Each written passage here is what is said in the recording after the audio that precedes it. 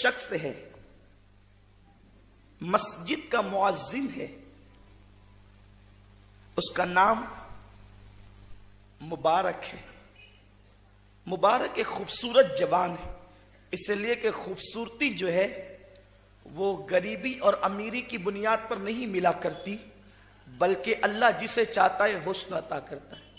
कभी ऐसा भी होता है कि किसी मजदूर के यहाँ बड़ा हसीन और जमील बच्चा पैदा हो जाता है, और कभी ऐसा भी होता है कि बहुत बड़े करोड़पति के यहाँ कोई जो है वो बज़ाहिर उर्फ के एतबार से लोग उसको बदसूरत कहते हैं। हालांकि दुनिया का कोई इंसान बदसूरत नहीं हो सकता, इसलिए कि अल्लाह ने इंसान को सबसे खूबसूरत मखलूक बनाकर पैदा किया। रंग काला है तो क्या हुआ, नाक छोटी है तो क्या हुआ, आंख छोटी है तो क्या हुआ, लेकिन अगर वो इंसान है तो वो खूबसूरत है। लक़द खलक़नल इंसान फी अहसनी तक़वीम, हमने इंसान को बहुत खूबसूरत पैदा किया, हसीन सूरत पर पैदा किया। लेकिन उसके बाद अपने हुस्न पर इतराने वाले इंसान, कुरान फौरन दूसरी आयत में कहता है सुम्मा रददनाहु अस्फला साफिलीन, इंसान को खूबसूरत तो बनाया लेकिन उसके बुरे करतूत की वजह से हमने उसको फिर जो है वो उतरती के गड़े में ढकेल दिया, उस पर बुढ़ापा मुसल्लत कर दिया। यही वजह तो है अल्लाह ने सबको बुढ़ापा दिया जिसको देना चाहा, लेकिन 63 साल की उम्र होने के बावजूद भी अल्लाह ने मेरे मुस्तफा को बूढ़ा नहीं किया, बल्कि मेरे आका 63 साल की उम्र में भी 34 साल के जवान नजर आते थे। इसलिए आका को जो भी देखता ऐ जवान कहकर के पुकारता। हुजूर की उम्र शरीफ 63 साल की हो गई थी, लेकिन अभी 12 से 16 बाल भी दाढ़ी शरीफ के सफेद नहीं हुए थे। ये मेरे रसूल का मौजज़ा है। तो मेरे प्यारे आका सल्लल्लाहु अलैहि वसल्लम के प्यारे दीवानों, ये एक अलग उन्वान है। अल्लाह ने अपने महबूब को बुढ़ापे से क्यों बचाया, ये एक अलग उन्वान है, फिर कभी इस पर गुफ्तगू हो सकती है। लेकिन बात ये चल रही है, अगर कोई इंसान है तो वो खूबसूरत है, इसलिए कि अल्लाह फरमाता है लक़द खलक़नल इंसान फी अहसनी तक़वीम, हमने इंसान को अच्छी सूरत पर पैदा किया। एक मकाम पर तो यहां तक फरमाया कि हमने आदम को अपनी सूरत पर पैदा किया। मेरे प्यारे आका सल्लल्लाहु अलैहि वसल्लम के प्यारे दीवानों, मुबारक एक गरीब घराने का इंसान है, जिसके वालिदैन भी नहीं, जिसके कराबतदार गुर्बत की वजह से जिससे दामन छुड़ाते हैं। आप जानते हैं ना, जब इंसान गुर्बत की चक्की में पिसता है तो करीबी रिश्तेदार भी दामन छुड़ाते हैं, और जब किसी के आंगन में मालदारी का शजर लगता है तो दूर दूर के रिश्तेदार भी कहते हैं फला मेरा रिश्तेदार है, फला मेरा रिश्तेदार है। लोगों का हाल यही है, गुर्बत से लोगों को बू आती है, गरीबों से लोगों को बदबू आती है। लोग अमीरों को दूर की रिश्तेदारी हो या ना हो दिल लगाते हैं, लेकिन गरीबों को करीब भी नहीं बिठाना चाहते। लेकिन ये मेरा रसूल है, ये आपके रसूल है, जो दुआ यूं करते हैं, ए अल्लाह मुझे जाहिरी हयात भी गरीबों के दरमियान देना, और मुझे ममात भी गरीबों के दरमियान देना, और मेरा हश्र भी गरीबों के दरमियान फरमाना। और आका फरमाते हैं मालदारों से गरीब लोग 500 साल पहले जन्नत में दाखिल किए जाएंगे। अब इसका यह मतलब नहीं माज़अल्लाह कि हम जो है वो अपने आप को फिर गरीब ही कर ले, काम चोर बन जाए। गरीब का मतलब यह भी नहीं है कि आदमी जो है वो भीख मांगता रहे। आदमी कोशिशों के बावजूद तकदीर का मारा हो, ये अलग उन्वान है। मुबारक मुअज्जिन है मस्जिद के अंदर, लेकिन उसकी फितरत और तबीयत में यह है, मुबारक की तबीयत में, कि वो फज्र की नमाज के बाद इशराक और चाश्त पढ़कर मस्जिद से निकलता है और जोहर से पहले पहले मजदूरी करके फिर मस्जिद में आ जाता है। पूरा दिन मस्जिद में रहता है, यानी इतना कमा लेता है कि पूरा दिन जो है उसका गुजारा हो जाए। दिन भर में उसके लिए इफ्तार का इंतजाम हो जाए, सहरी का इंतजाम हो जाए। रोजाना का मामूल है कि वो रोजा रखता है।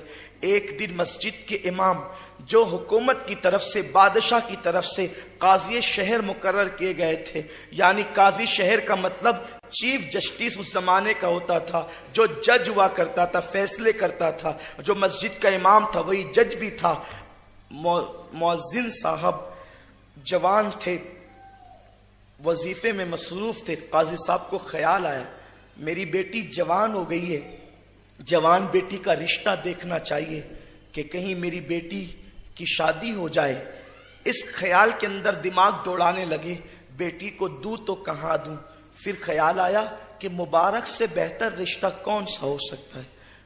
इमाम साहब काजी है, चीफ जस्टिस हैं, जज हैं, और बेटी के रिश्ते के लिए एक ऐसे इंसान का इंतखाब कर रहे हैं, ऐसे इंसान का जिसके पास खुद का मकान भी नहीं है, जो मस्जिद में सोता है।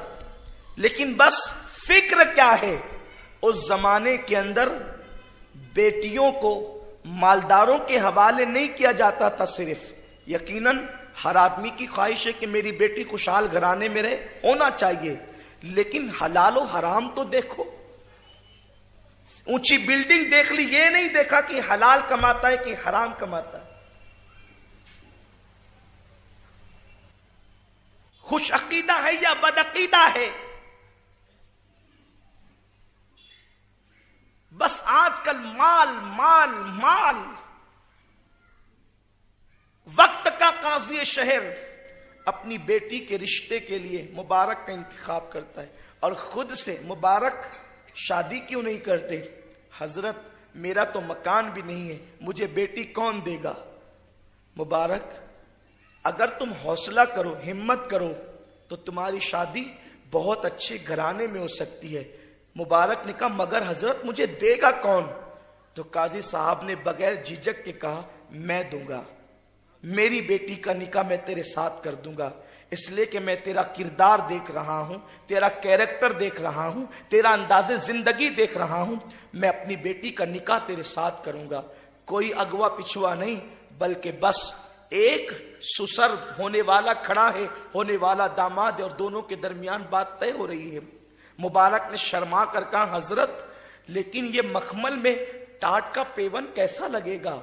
कहा वो कुछ भी हो, अगर तुम राजी हो तो मैं अपनी बेटी का निकाह तुम्हारे साथ करने के लिए तैयार हूं।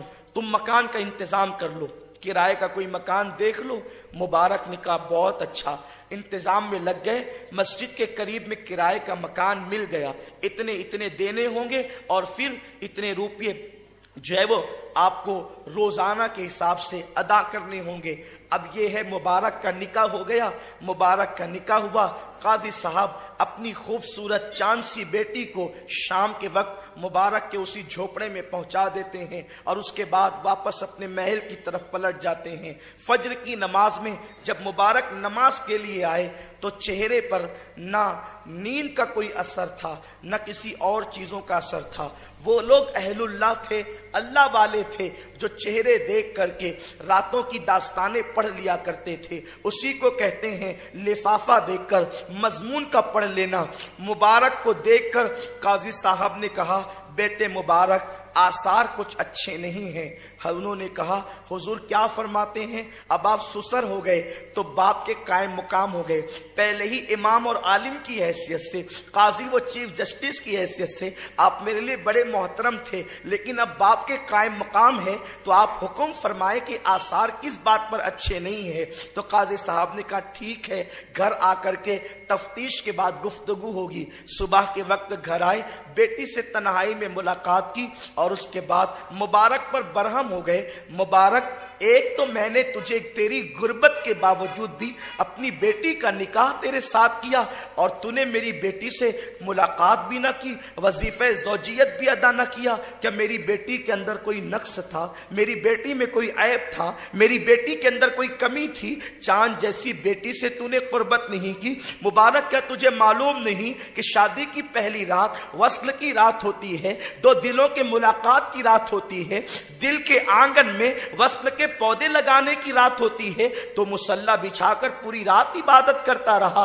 क्या तुझे पता नहीं कि बीवी का हक क्या है? जब काजी साहब सब कुछ बोल चुके तो मुबारक ने धीरे से जबान खोलकर कहा काजी साहब आपके एहसानात सराखों पर मैं जिंदगी की आखिरी सांस तक कभी आपके एहसान को फरामोश नहीं कर सकता, लेकिन अर्ज ये है आप बादशाह के मुलाजिम हैं और बादशाह के यहाँ आप मुलाजिमत करते हैं। पता नहीं कभी कभी आपने किसी की रियायत भी की होगी फैसले में। और बादशाह के यहां जो टैक्स आता है वो हलाल से भी आता है और हराम से भी आता है। मुझे ये नहीं यकीन से मालूम कि आप हराम के खाते हैं और ये भी यकीन से नहीं मालूम कि हलाल खाते हैं। तो चूंकि अब ये जो आपकी बेटी है वो मेरी औलाद की मां बनने वाली है, मैं उससे यूं ही कैसे मुलाकात कर लूं? मेरे रसूल का फरमान है कि एक लुक्मे का असर 40 दिन तक रहता है। काजी साहब, 40 दिन तक तुम्हारी बेटी को हाथ नहीं लगाऊंगा, अपने हाथ की मेहनत की कमाई 40 दिन तक पहले मैं आपकी बेटी को खिलाऊंगा। आपके लुक्मे का असर खत्म होगा, मेरे हलाल के लुक्मे का, जो पीवर हलाल है, जब उसका असर चढ़ेगा तब मैं अपनी बीवी से कुर्बत करूंगा। काजी साहब खुश हो गए, पेशानी चूम कर चले गए। 40 दिन तक की अपनी मेहनत की कमाई खिलाई, सच्चाई व सदाकत की कमाई खिलाई। जब 40 दिन मुकम्मल हुए तो 41वीं शब में वजीफे ज़ौजियत अदा किया। और उसी रात खुदा का करना कि बच्चा अपने मां के शिकम में करार पाया। और जब वो बच्चा पैदा हुआ तो मुबारक ने उस बच्चे का नाम अब्दुल्ला रखा। उसी मुबारक मुअज्जिन के बेटे को दुनिया ने अब्दुल्ला इब्ने मुबारक के नाम से जाना। अब्दुल्ला बिन मुबारक वो है, इमाम आजम फरमाते हैं कयामत के दिन अल्लाह मुझसे पूछेगा नौमान क्या लाया है, तो मैं अब्दुल्ला इब्ने मुबारक को पेश कर दूंगा, उसी में मेरी निजात हो जाएगी। अल्लाहु अकबर, या रसूल अल्लाह, जिंदाबाद। सरकार की गुलामी, फैजान सरकार, शहनशाह नासिक। हलाल हलाल है, हलाल की बरकतों का अंदाजा नहीं लगाया जा सकता। और अल्लाह अकबर, हराम, हराम तो अपनी जगह मुश्तबाह चीज है जिसमें शुकूक हो। जब सैयदना इमाम अहमद इब्ने हम्बल रदी अल्लाह ताला अन्हु को जेल में रखा गया तो मंसूर हल्लाज की बहन रोजाना खाना लेकर के आती थी, लेकिन एक दिन भी मंसूर की बहन का खाना इमाम अहमद इब्ने हम्बल ने नहीं खाया। एक दिन मंसूर की बहन कहती है, हजरत मैं तो चरखा काट करके लाती हूं, चरखा काट करके मैं हलाल की कमाई लाती थी और आपके लिए इतनी मेहनत से खाने का इंतजाम करती थी। इमाम अहमद इब्ने हम्बल ने कहा, ओ मेरी बहन, मुझे यकीन है कि तेरी कमाई हलाल की है, लेकिन जो खाया नहीं ना उसकी वजह यह है कि ये लोग मुझे खाना जेल की प्लेट में देते थे।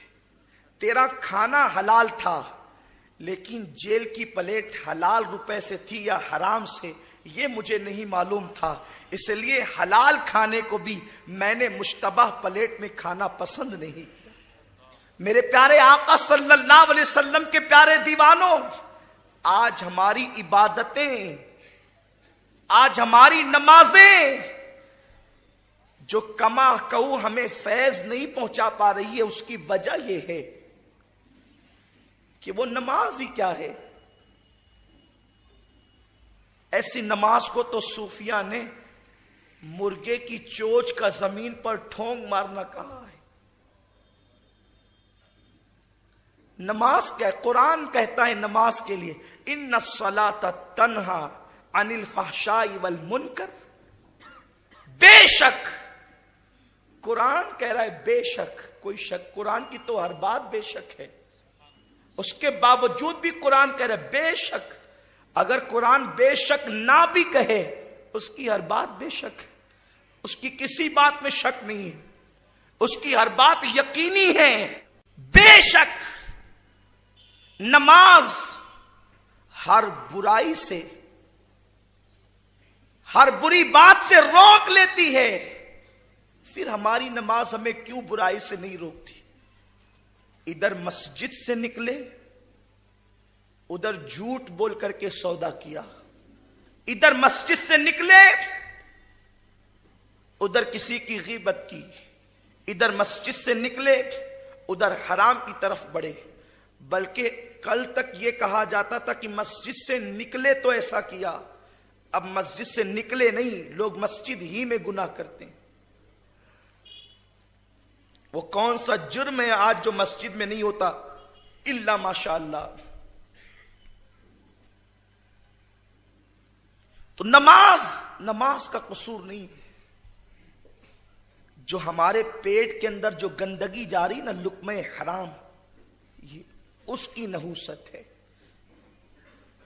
अल्लाह के रसूल सल्लल्लाहु अलैहि वसल्लम फरमाते हैं, जिसकी नमाज उसको गुनाहों से न रोके, तवज्जो फरमाए, जिसकी नमाज उसको गुनाहों से न रोके, वो नमाज उस बंदे को अल्लाह से दूर कर देगी। यानी नमाजें भी अल्लाह से दूर कर सकती है। कौन सी नमाजें? जो नमाज गुनाहों से न रोके वो अल्लाह से दूर कर देगी, और जो नमाज गुनाहों से रोक लेती है वो अल्लाह का कुर्ब अता कर देती है। तो हम खुद ही डूब जाएं, अपने वजूद में डूबे, अपने दिल में डूबे, अपना एहतिसाब करें, हम हलाल खा रहे हैं या हराम खा रहे हैं, हमारे पेट में कौन सा लुक्मा जा रहा है।